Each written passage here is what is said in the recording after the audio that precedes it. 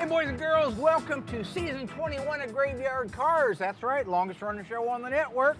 We are back. 13 brand new episodes on your favorite channel motor trend. Little Marty's back. Hey Marty, working on Goldberg's 1970 Coronet supercar. I like little Marty. Oh, hi, Cousin Yeah, Mark. How How are ya? Hi, Kandagi. Biscuit. Good to see ya. Biscuits, yeah. That sounds good. Right there is a 1970 Dodge. Hi, Mark. Yeah, we did that already. Yeah. Yeah, 1970 Coronet Super B, 2 Challenger RTs, 71 CUDA. There's Big Yellow, that's my truck right there. We got a lot of stuff coming at you. 1970 CUDA hitting the butt, high hit, low hit. Remember that one from last year? That's right, that is a very, hey, you know who else is back? Alyssa Marie. Alyssa Marie, the fruit of my loin. Little tiny dancer, hi little tiny dancer. There's little Aaron, hi little Aaron. You gonna try to keep me on a leash this year? Oh, that's little Marty again. How did you get here? There's little Marty. There's little Shano. Shano Mac. Willie. What's up, Willie? What's happening, boss? That Kenny G over there. Kenny G. Hey, you get married, man, didn't you? Yeah, got married. Congratulations. I didn't make it to the wedding. I'm busy. Heading into the assembly shop, take a look at that Ice Trace 1970 Dodge Charger. 440 automatic, mother thumping, bad boy, what are you gonna do? 1969 Roadrunner 383 convertible automatic transmission. 66 Hemi Charger, we got that one coming your way, it's a 4-speed car. Our 70 Hemi CUDA, 1 of 1, EW1 Alpine White, blue painted roof is almost done. 69 Roadrunner 446 barrel and 1971 Challenger with a Hellcat red eye that puts out almost 800 horsepower. You're not gonna wanna miss this season. This is what Graveyard Carz is all about. Let's go out and do some torture. Hey, little Nicky. Season 21, don't miss it. Oh, give me a home where the good follow wrong, where the deer and the antelope play. If you didn't have Mark Warman, you'd have to invent him. How did I get here? And the skies are not cloudy all day.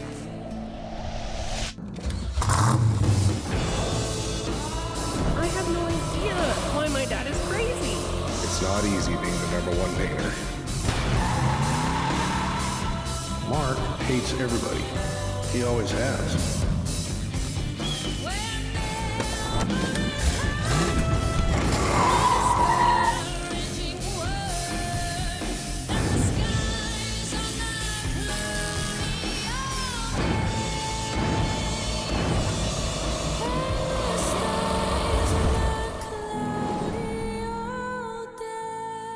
They're coming to get you, Barbara.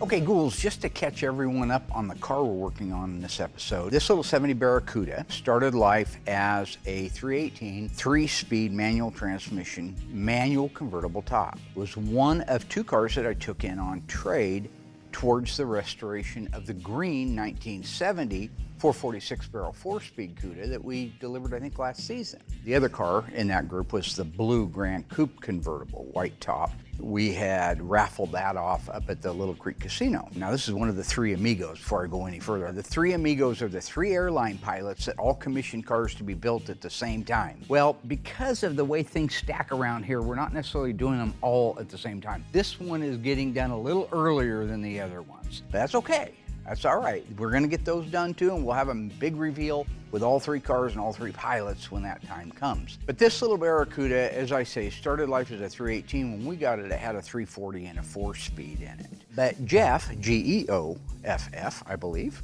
asked to have a 392 crate Hemi installed. Originally, he was planning on a 6-speed Tremec transmission. I talked him into a 5-speed. And the reason for that is I don't like how much floor you have to cut up to put a 6-speed in one of these cars. I've driven these cars, And with a 392 and a 5-speed, it'll be more than enough. A 392 and a 6-speed, you never even get into 6th gear. So I know this was a great way to save a little bit of money, but keep the car more solid and intact. When the car first showed up, we were able to take it out for a road test. Alyssa and I drove the red car. I think she was driving, I was in the passenger seat, and I think Will drove the blue Grand Coupe. Car ran, it drove, we had a lot of fun with it. Gave us an opportunity to see a car before, because now at the end of this episode, you're gonna see a car after. We disassembled it, we stripped it, we dipped it, we had it completely apart. There was quite a bit of hidden damage underneath it. Not super extraordinary, but more than I was counting on. So we replaced floor, trunk floor. We repaired some of the things that were installed previously that weren't done right. We were able to save them and just clean them up like we did on so many cars over the years. Now, once the car made it through the metal shop, made it into the mud, got all the mud work done, Will did a fantastic paint job on it. And I believe it is a single stage FE5 Rally Red is the correct paint color for it. Royal and Dougie installed the drivetrain in this one. I think this is the one where they had the wrong rear end originally, because I wasn't involved. See, that's what happens. So he ended up trying to put a B-body, which is about 2 inches narrower than an E-body rear end in it. That didn't work. Then he didn't listen to me when I said you have to use the front holes on the Magnum Force transformer suspension because it'll be too far back and nothing will fit. Shifter hole won't fit the shifter, crossmember won't go in, stuff like that. So they had to redo all that. In the end, they got it. They finished the drivetrain. Once that drivetrain was done, we got the wheels and the tires on it, which are a replica of the 15x7 Rally wheel, painted monochromatic, color of the car, and it gets the dog dish hubcaps on it with the F60 15 tires in this particular case, because it is a simulated Hemi car. We're doing a tribute to a Hemi, and all Hemi cars were an F60 and 1970 E-bodies. Since the drivetrain has been installed in it, Brian has been working hard with Dylan in cleaning up parts, restoring them. Like I say, the car was pretty good. So a lot of things we were able to reuse, like the very unique quarter window regulators and pieces are unique to a convertible. Got those restored, rebushed. So now where we're at on the car is the installation of the Vintage Air system. A lot of customers these days are asking to add air conditioning to their cars. Air conditioning was certainly available on a lot of the Cuda models and the Challenger models and all the Roadrunner, Cornet, Super Beats, but not with certain things. You couldn't get a Hemi in air conditioning, couldn't get multiple carburetors in air conditioning, couldn't even get a 440 and a 4-speed in air conditioning in the cars. But today, because of people like Vintage, you can go out and you can buy a complete kit that is retro designed and designed to retrofit into your car. We've used other ones before. This is the first one like this. So all we have left now is installing the AC components, which is your evaporator core and the pieces that go underneath the dash. If you look underneath the hood, you'll see that all the components that it takes to make this system work are already on. We got the compressor on, we got the receiver dryer, we've got all the lines and all the peripheral pieces for that. Now we have to install the heater box underneath there, which is a very nice, small, compact unit compared to an original one. If you look at an original one for one of these cars, and you compare it to one of these, they're about half the size of it, which is good because it's probably half the weight as well. So the radiator that we install on these dream cars is from Be Cool. This is a 4-core aluminum radiator that fits in all the factory holes perfectly, and the fans are built right into the system. Very slick. After that, we have to put the dash assembly in it. The steering column still needs the seats in it. There's some trim and ornamentation on the outside. Still have to put the shaker bubble on it. So there's a little bit left. Once we get to a point where we have the AC system in, we're going to do the initial fire up. I'm going to be involved in that. And then we are going to teach all you people out there in TV land how we charge the system. After that, just a little bit of assembly and we'll go out on a road test.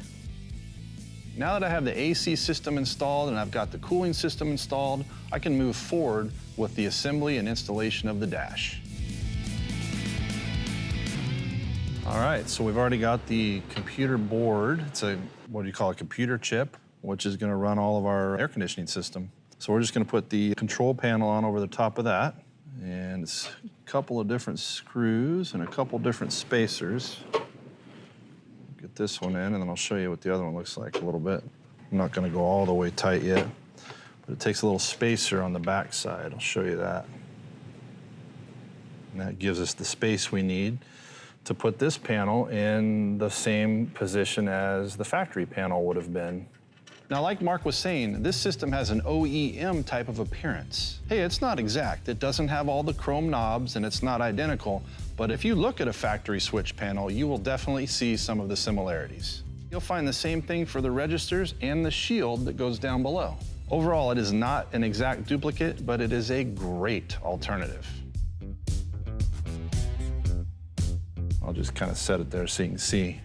I'm gonna wait till I'm done adjusting, but that's gonna look pretty slick when it's done. You gotta have air conditioning, you gotta have some vents to get the air to you. And this one's just gonna pop right in here like this.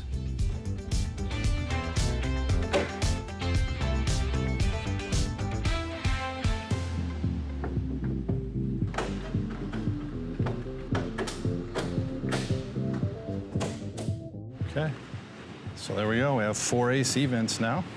In the near future, we'll hook them up to our new AC system once we get this dash installed. Now I've got this dash assembly almost built out. The final thing I need to do is install the pad. I really like to put these on last because it gives me a lot more room underneath the dash to wire it and make all the connections, test everything out, and not worry about damaging the pad. So Mark's on his way. And I've got this dash right here on the stand, all assembled, all the hard work's been done, so we're ready to put it in the car. Coming up, Mark gets hard at work, helping Brian install the newly restored dash.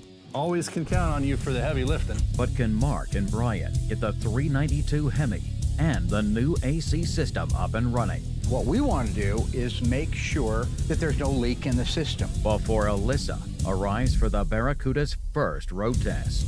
I taught you how to drive a stick. Mom actually did. Find out when Graveyard Carz returns.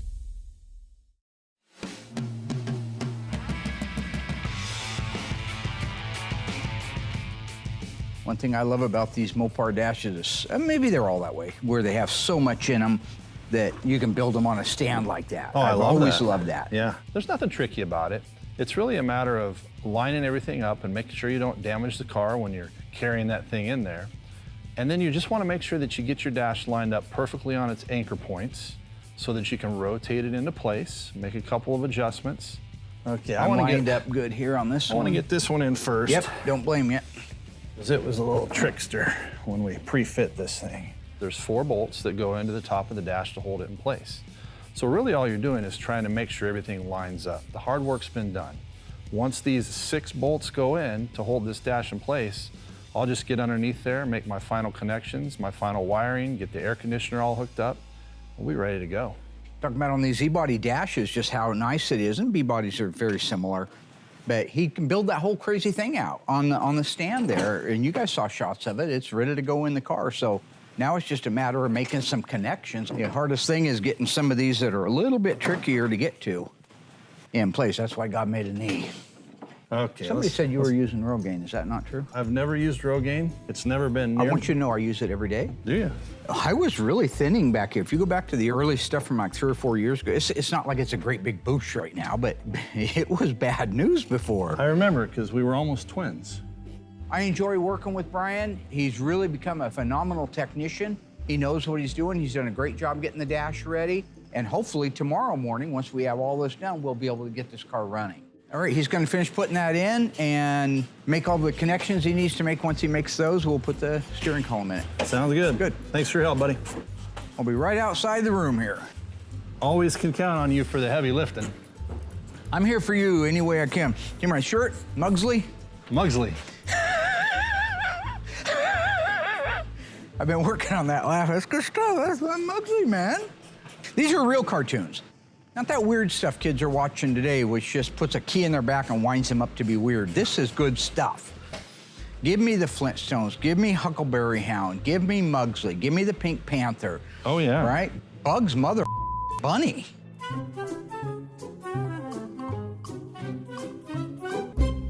All right. Okay, so I'll just guide that onto the actual rack. Yeah, it sounds good. All right, so now we have all those components installed in the car. We're ready to try to get it started. However, we're not going to do that with a hot wire. We are going to install the steering column, make all of the connections so that we can use the original ignition system to fire the car up.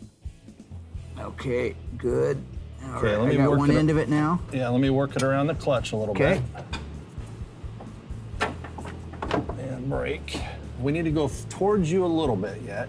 It's nice to have an extra set of hands and an extra set of eyes on the engine compartment side as you're guiding that column through the firewall to make sure you're not hanging up on a header or scratching some fresh paint.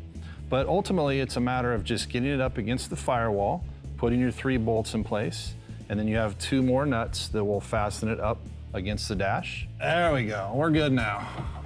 It's a little better, it's Yep. a little more better. I'm gonna get a couple of nuts started here. Hopefully.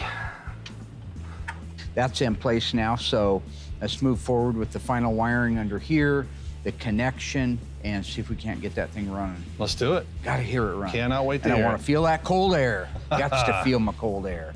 Oh, All it's right. gonna be chilly. Hey, this installation went great. The dash is in place, the column's in place, everything's tightened and snugged up. We've got all our wiring in place, we've got all our venting in place for the air conditioning.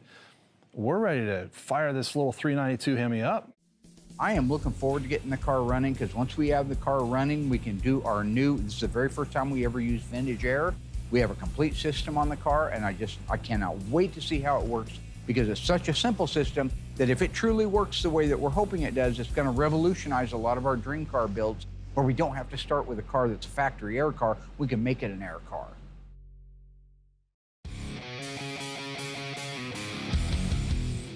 We just installed the dash assembly. You got all the wire connections made. We just Yes, installed sir. the column. You got all the wire connections made. So we're getting ready to do an initial fire off. Yeah. The exhaust system is on it, so it's not as loud and obnoxious as a lot of them will be. Bummer.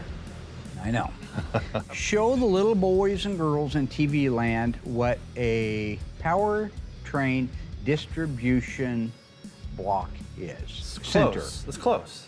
Okay. We have a powertrain control module here. Powertrain control module. Okay. It's your computer, basically. Okay, And- that's the processor, basically. Yeah, and Okay. then this is what's called a power distribution center. I was mixing the two. I often Yeah. do that with metaphors. Power distribution center. So that's all your fuses that you're gonna need and all your relays to be able to run this engine. Correct. We still have the factory fuse box underneath the dash, but this is what you need for this engine, yeah. Okay, you have all of the fans and relays ran through the powertrain distribution, okay? Yes. And they're all hooked up to the Be Cool radiator. Close. There are a couple of relays for the radiator and its fans that stand apart from the power distribution center. For example, right here is our fan relay. Okay, yeah, that wouldn't have anything to do with the Mopar running system, because it doesn't Correct. know or care whether you're Doesn't running matter. something Yep, like that's that. correct. You're not using that system. Got it. Historically, every one of these things we've cranked over or fired within 10, 15 seconds of getting a little bit of memory. Yeah. So if you would like to do that. Sure, I can do that. Oh, have you bled out the sweet little brake system? I have bled out the sweet little brake system. Can't wait to try that. Yeah. 4-wheel disc brakes from our friends. Oh yeah, good That stuff. actually should stop. That should really be a nice system. I would imagine. Yeah, the drum brakes stop too, but I just know it's gonna be a lot less heat, lots of weight. That's why I'm talking people out of Hellcats in these cars, everybody. They're wanting, oh, I gotta have a Hellcat red eye, I gotta have a Hellelephant. Go drive it with that, and you can't keep it straight This is a through the scary first motor. 4 years. Oh, so, yeah. all right, Yeah. we are going to get him in the driver's seat and fire this mother up. Let's do it. We have the dash in, Brian has it final assembled, so the very next thing we need to do now before the rest of the assembly is get that engine running. Okay, it's a slow learner like my cousin Dougie. That's okay. Takes time to learn things. Does. Let's try that again. There she goes. That's what I'm talking about. That's What I'm right. talking about. Listen to that. Idling a little fast. No RPM data yet. It might idle down here in a minute. It might be on a bit of a fast idle. Oh, that sounds good.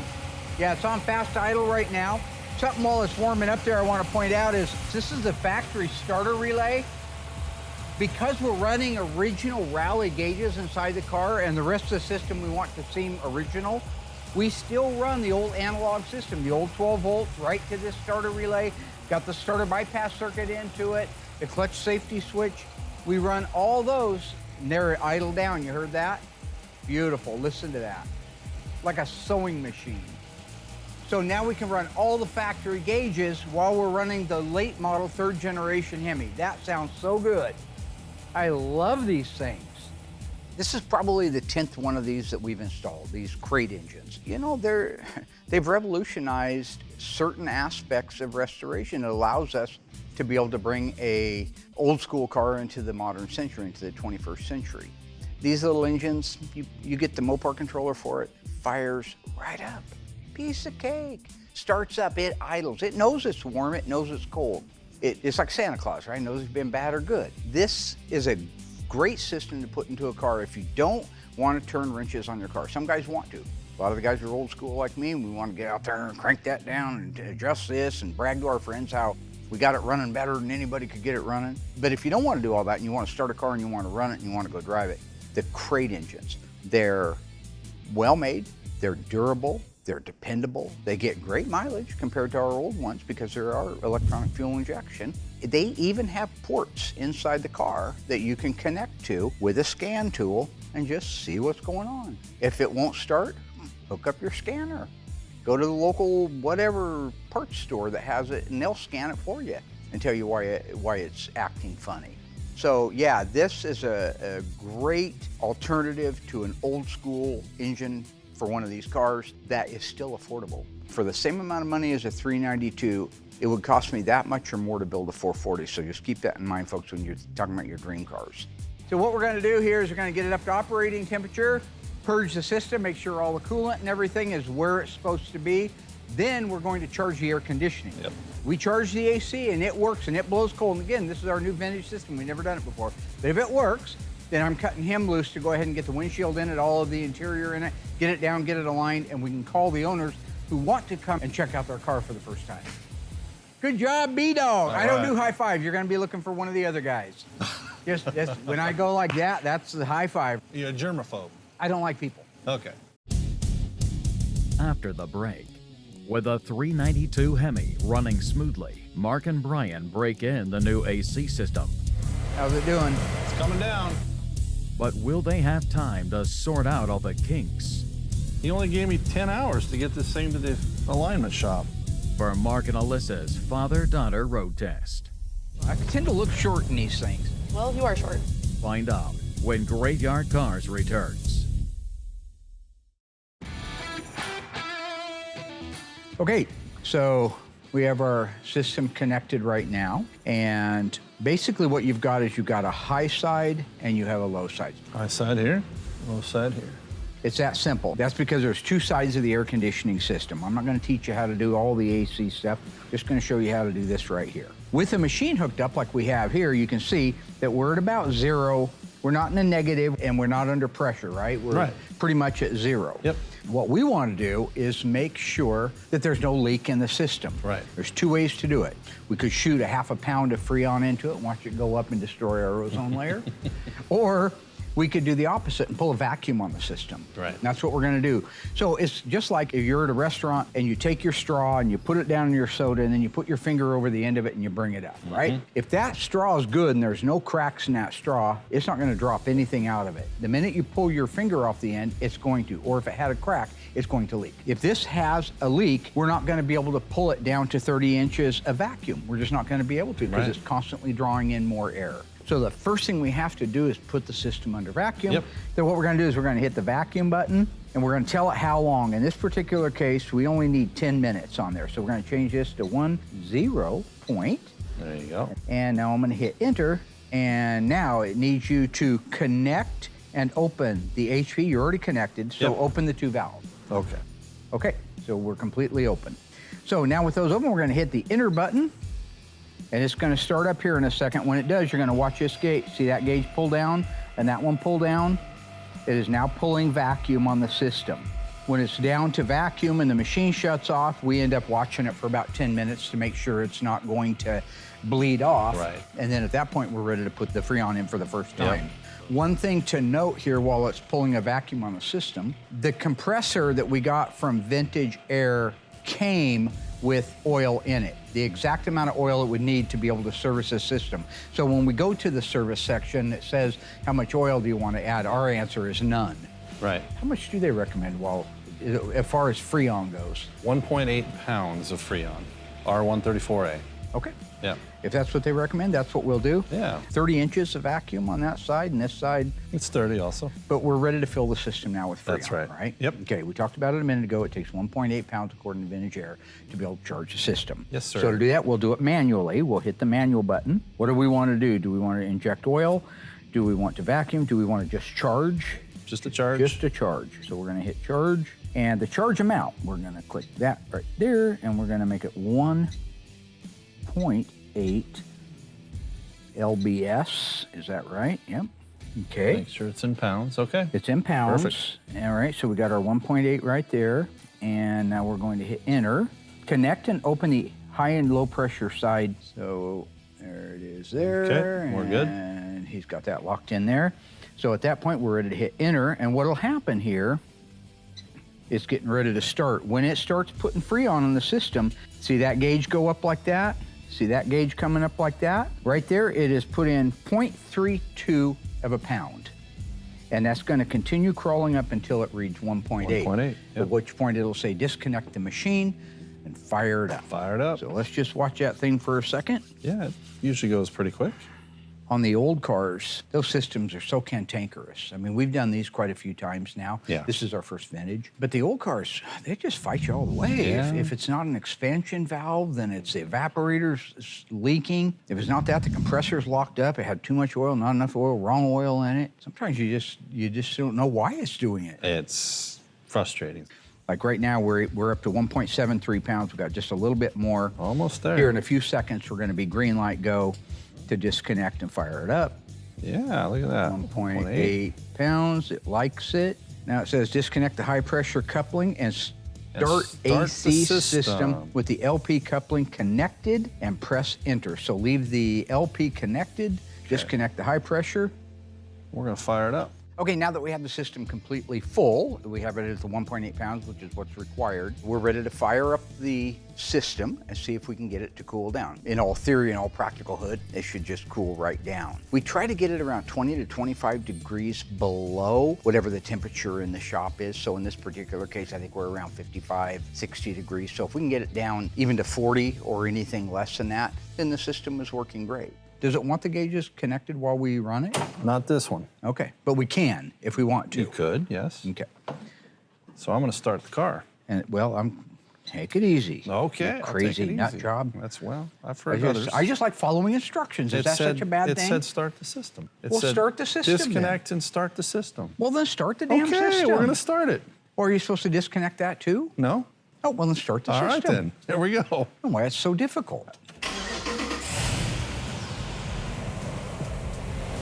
It's gonna take it a second to get it through the system to where he can actually feel the registers coming down. So he's got a thermometer that he's putting in one of the registers so we can keep an eye on it. On a day like today, if we can get this into the 30s, that's cold. How's it doing? It's coming down. Okay. Got what, 45? Yeah, about 45. Moving down towards 40. Right in at 40, 42. That's there. That's And pretty good. yeah, it's 39. There you go. We're gonna call the ball at 39.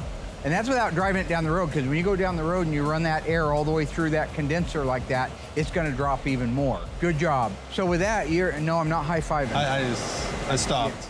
You know, didn't I make this really clear a couple seasons ago about the high five and the fist bump and all that weird stuff? I don't like it, I don't trust it, and I don't understand it. That whole thing, the fist bump, the high five, all that celebratory horse crap, isn't that out now?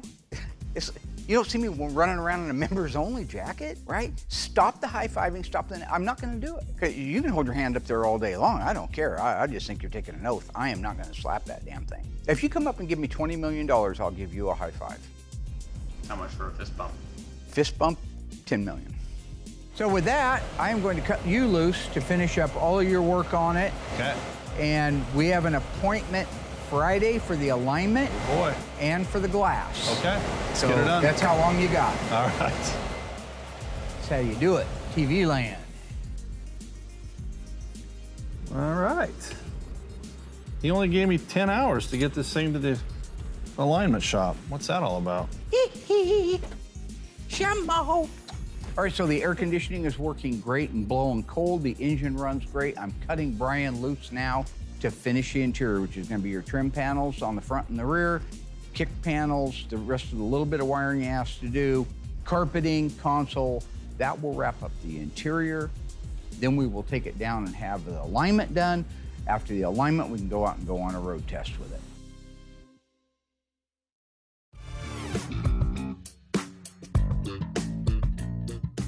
You ready to go for a road test in a 1970 Barracuda? Yes. You remember this car? You Yeah. remember the car? Yeah. Good.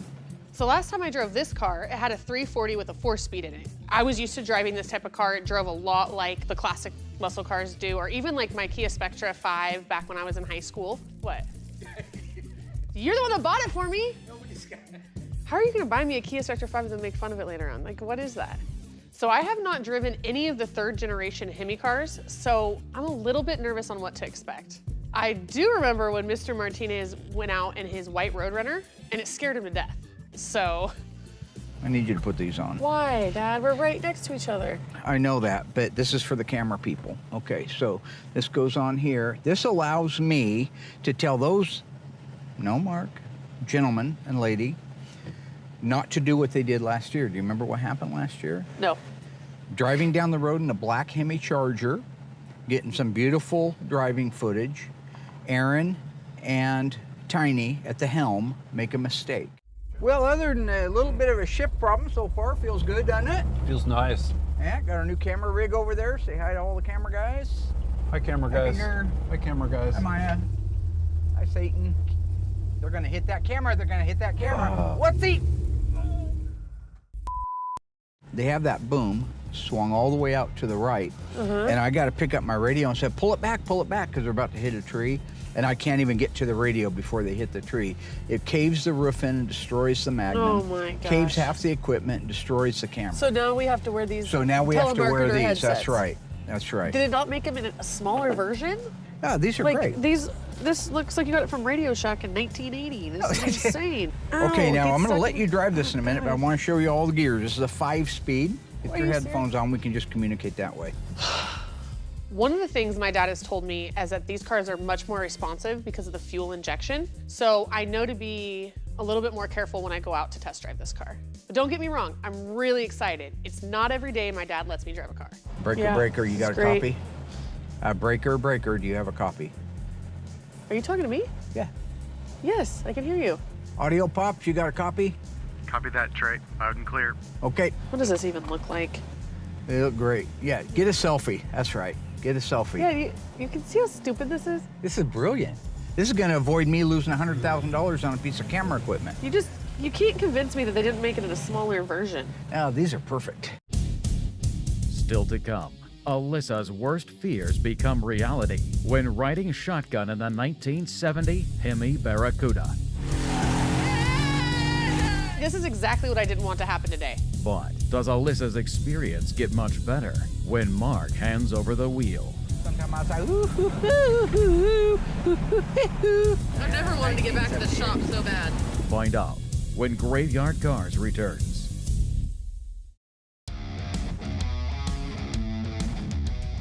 All right, here we go. Here we go again on my own. I think mine's turned all the way up. You're loud. Turn your volume down. I don't care. We're gonna move my seat back just a little bit. There we go. There we go. I tend to look short in these things. Well, you are short. All right. So we got a 5-speed. The only difference is on this one, the 5-speed is all the way over and up. You'll never get into it. First, Okay. second, third, Fourth. fourth, fifth if you need it, and then straight back for reverse. Yeah. Like yay. Sometimes I think you think I'm stupid. I don't think you're stupid. You haven't driven a Tremec 5-speed before. I think I have. Oh, this is nice. Oh, God. Oh, she's a snorkeler. Why? She's a case snorkeler.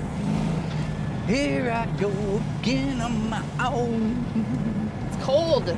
See, this is exactly what I hate. I don't think it could get any worse. He's got control of the car, and he's got a microphone in my ear. Last time my dad had a brilliant idea, I don't know if you remember, it was the tray cam and the tray sound. So this just is not gonna end well. Ah, Now this has got rack and pinion steering. Isn't that nice? yeah, it's great. Yeah. It's also got Willwood 4-wheel disc brakes. So I want to stop. I'm stopping. Got it? Yeah. Seatbelts were good too. Seatbelt. I try not to wear them. Are you not wearing your seatbelt? Oh, it's on there. Don't tell nobody. All right. I wish it had like a handle though. What are you supposed to grab a hold of? Ah. You scared, Mary? Did I scare you? Yeah, because you're insane.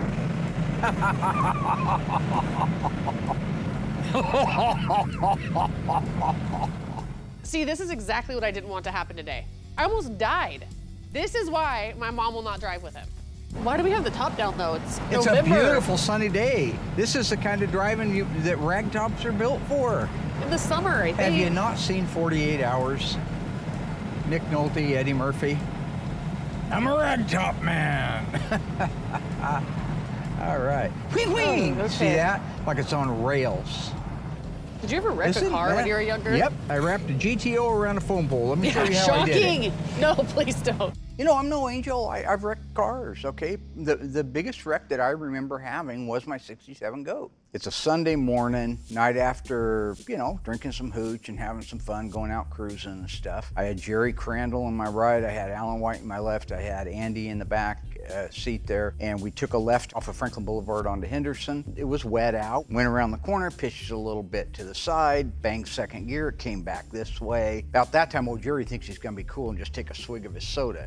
So he's got his soda and he's drinking his soda. I shift third gear, swings back around, it's a fishtail, none of that drifting crap. And just time it almost went around, I stuffed the clutch, banged fourth gear, and it came around like this, but I couldn't stop the momentum of it. All the way over, here's a foam pole.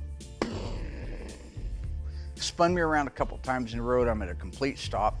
Jerry chipped his tooth on the Pepsi bottle. Alan White in the left rear, when he got out of the car, the armrest was stuck in his ribs. He had back problems after that for the rest of his life. Right up to the time he died, he could hardly bend over on his left side, so. But those are the memories, you know, that you want to build. You want to be able to have stories like that to share, you know? How about you, camera guy? You ever paralyze anybody?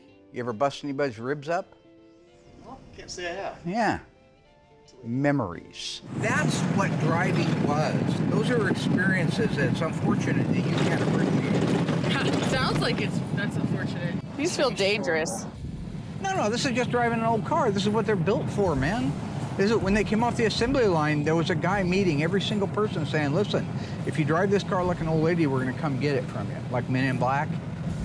Remember when they had that little dude inside the cabinet? They opened it up, that little dude. Yeah. Yeah, that was great. What is he talking about? The men on the assembly line telling people how to drive the cars. They weren't even sold yet. Who are they telling? The other line workers? But drive's nice, right? I'm gonna get up here to the DMV and let you take over. Oh my gosh. This is some... Oh! Hey, come on! What is this? Call it fishtailing. Oh my God, take me back. Okay.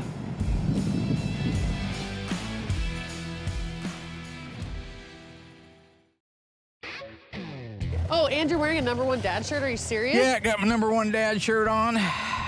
Okay, nice and easy back to the shop. This is the kind of memories you can share with Trey when you get home. Trey Jr., TJ. Not gonna let him drive with you ever. Call him TJ. Just drive careful going back. I just want to see. Are you serious after that? What? After all of that? I don't trust you. You have no idea. What if the throttle sticks? What if the column locks? I almost killed 2 people in my lifetime, okay? I just made 3. These look cool, man. Check it out. Oh, this is like football, NASA. Oh my gosh, I'm all stressed out. Yeah, these are like... Does the seat move up or anything? The head coaches wear these. Look, it makes sense when the head coaches wear them. They're in a packed out stadium full of screaming people. They're like 100 feet away from the person they're trying to talk to. It makes sense. It looks cool in that situation. Secondly, it doesn't matter how cool my dad tries to look, okay? He's wearing a huge microphone that looks like it's from the 70s on top of his head. Riding around in a convertible, talking to the person next to him. Seemed Just like weird, first. doesn't it go back and forth? It's a very tight neutral gate on these 5 speeds. gosh. Very tight, yep. Jeez. There you go.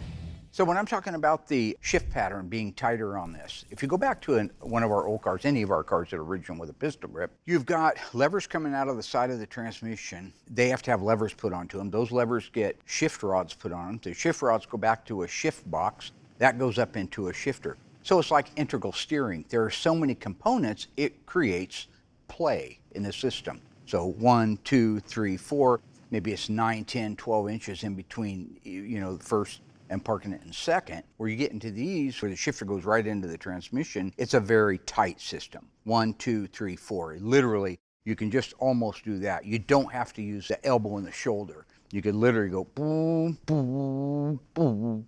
They're that tight. So that's what I was letting her know. The clutch is all the way off the floor, geez. Well, it's a hydraulic clutch. Just take it easy. Okay.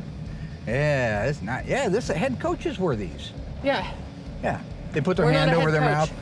They say, Yeah, call 42 blue wide deep, 42 blue wide deep. and then they move it up like this. Tell you who else uses them? Top Gun fighter pilots. You ever watch Top Gun? The original Of course. one? The only good one?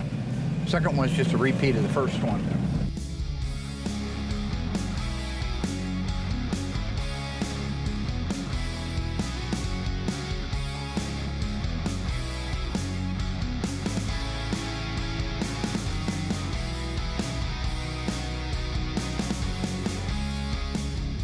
See how smooth that was from first to second? That was nice, yeah. Yeah, if you're 100 years old, it's great. Yeah, you're a good driver. I taught you how to drive a stick. Take your park brake Mom off, actually Rube. did. Doesn't matter, take it off. didn't They have- said, what are you doing? Why are you playing it, you Sorry. I thought you could press it down and come all the way up. Yeah, it's a 1970. It doesn't do that. Sorry. It's not my fault. It makes no sense. You have to press a pedal down and it keeps going down all the way to the floor, and then you have to pull a handle to release it. What if you have nails?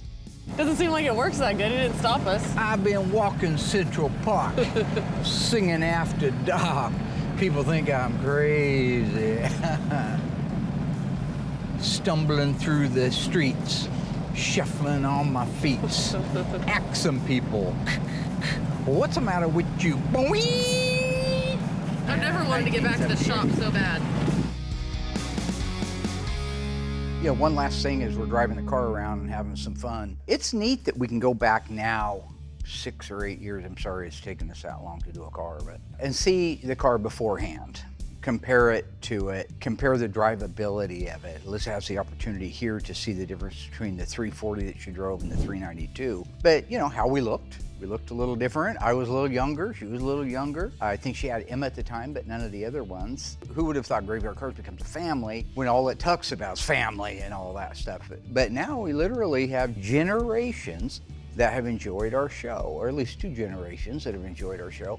But I get the luxury when I'm old and feeble in a rest home somewhere, nobody will come visit me. You'll forget me as soon as I'm off TV, that's fine. I can sit back and watch my old shows. Start way down on season 1, episode 1. You just watch them all the way through. Of course, you could go to our YouTube channel and watch all of the episodes that are available. We're on a lot of stuff. You're gonna wanna watch us. We are the show everybody wants to be. Oh, stand. Emma will win. That spells roll credits.